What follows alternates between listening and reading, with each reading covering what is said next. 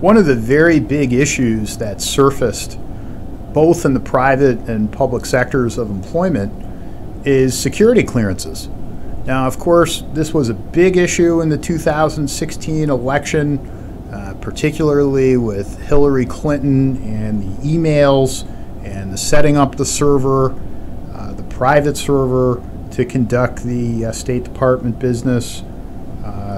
This investigation with Robert Mueller in terms of Russian hacking, interference with the election, possible interference in the recent election we just had in 2018 by the Russians and others. And now there's even an issue with Ivanka Trump and emails that she shot over. And no matter what you think about any of these issues politically, the point is that most people, the overwhelming majority of people listening to this podcast, are neither Hillary Clinton nor Ivanka Trump, which probably means if you screw this up, you will lose your clearance and possibly get prosecuted. It's a really, really big deal. So what I'd like to go through is just what are some of the issues in terms of security clearances. Obviously, there are entire books about this, of hundreds of pages. I think we have one at something like 1,500 pages that we check out in terms of any security clearance issue that comes our way. Is certainly one of the resources that we use to advise people, and we get the updates because this area of law changes all the time. It's important to understand that the only people who need security clearances are people who routinely deal with classified documents, all right? Not people who deal with classified documents. You have to routinely deal with classified documents. And a security clearance can be revoked for a number of reasons. I'm going to highlight three that are common that we see. The first is drug use. The second is financial irresponsibility. And the third is past criminal behavior. Now, why is that? What do these three have in common? Well, obviously, there is an issue of trust. Okay, for example, drug use. Does the person have a drug addiction? Is the person lucid? Could the drug addiction lead to financial problems? And why are financial problems a big issue? Well, people in deep debt can be susceptible to influence. The government doesn't want people in dire financial straits having access to classified material. And again, it's not just having access, it's having routine access to classified material. Someone could pay them to divulge those secrets and release those documents. This is really a big area, I think, in security clearances because so many people don't manage debt, have been in debt. I have one example which I think is a little comical, but actually happened. This was a number of years ago. Had a consultation with a woman who was in debt something like $200,000 to $300,000. She had a master's degree. She was well into her 40s. She had a number of credit card bills, and she was having her security clearance revoked because of financial irresponsibility. And I quoted her retainer, and I think it was maybe $5,000 at the time, and she wanted a payment plan. Well, would you give a person like this a payment plan? Probably not. Okay, so there's an issue here of trust and being susceptible to influence that the government doesn't want. The third issue is criminal behavior. Okay, I think that's pretty understandable of why the federal government would not want someone with enough of a criminal past handling classified documents on a routine basis. Now, there are some basic defenses and some basic things that you ought to be aware of probably before you see a lawyer about your security clearance issue, and I would absolutely never handle one of these without a lawyer if I was a federal employee, because if you lose your security clearance, not only do you lose the job that you're in with the federal government, chances are real good you're not going to get another one.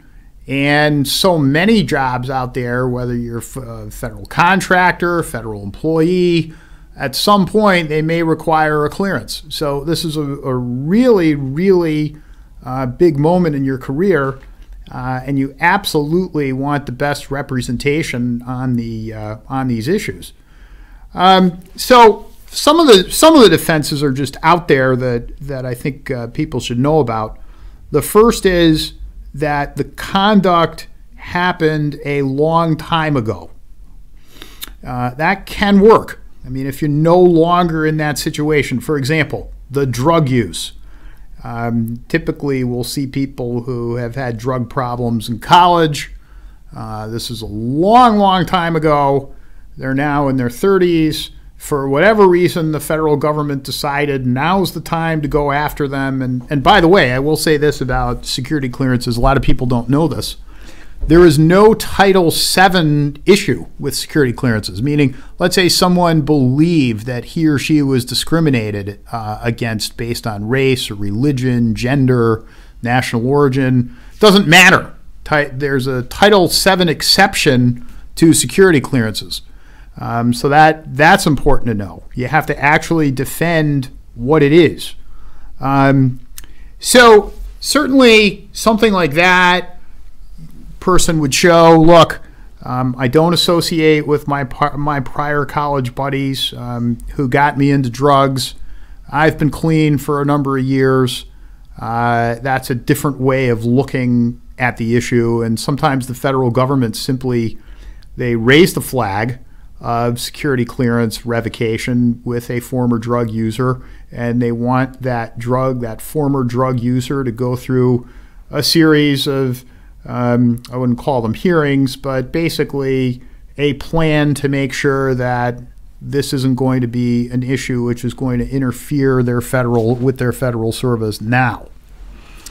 Second defense, which is common and I recommend if it applies to the situation, of course, is that the reason that, for example, that you had this financial situation was because of medical expenses or something way beyond your control.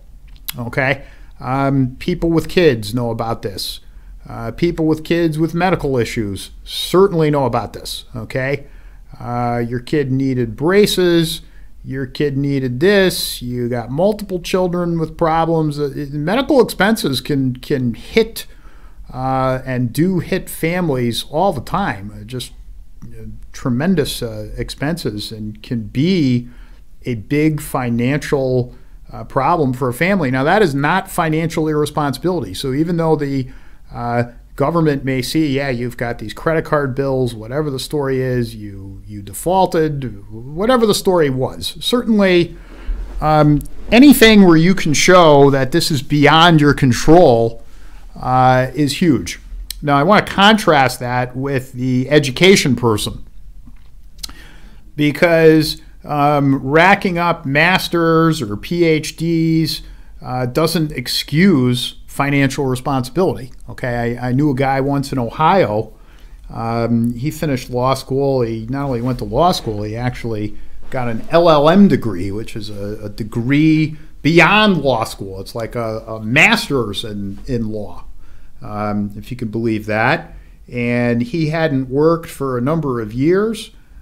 He had defaulted on his student loans, and he had a real hard time getting admitted to the bar in Ohio. I mean, they really wanted to know, like, what happened here. You have to show, if you've been in financial straits or you're in financial straits, you have to show some responsibility and some sort of plan. I mean, you have to show these people something. You know, look, I've been in debt, a ton of money. Here's why. I've been making minimum payments. I've been doing my share. I have cut back on expenses, but simply I had these other expenses, and that's why I haven't paid student loans in 15 years. I mean, believe it or not, there are people like that who are out there, and we're so influenced by media, by social media, by just our society, that education is so wonderful, and the deeper in education, the better someone is. Yeah, but not if it's going to cost you $200,000 and you're not going to be able to pay this money back and you have a federal job. That's not a really good combination. You have to really stay on top of that. My final word of advice for someone in a security clearance situation, whether you're filling out an 86 form or you've applying for the government, whatever it is, okay, always disclose, all right?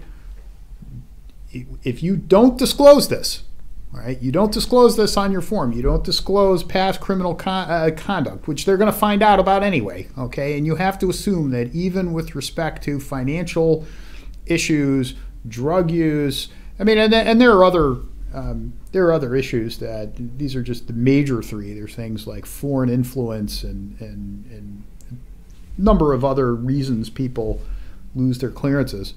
But one of the last things that you want to do is not disclose this thing on your form, because if you don't disclose this and then they find out about it, then you have a much bigger problem. And now there are ways of dealing with that problem also, and you should speak to a lawyer about it, but you don't want to create that problem for yourself. You want to always disclose even the bad news that has faced you. And finally, I'll say it again, absolutely do not handle this yourself. That is just death, because there are a number of steps. If any of them are missed, you can lose your clearance. Sometimes there are going to be hearings. There may be people that you're going to have to count on to testify on your behalf. Who those people are, you really have to work that out with your attorney. People generally make the mistake of believing that their witnesses are going to be more favorable than they actually are. And there's a whole science in a security clearance matter hearing who actually will be the best person to testify for you and what the strategy will be in each of these cases.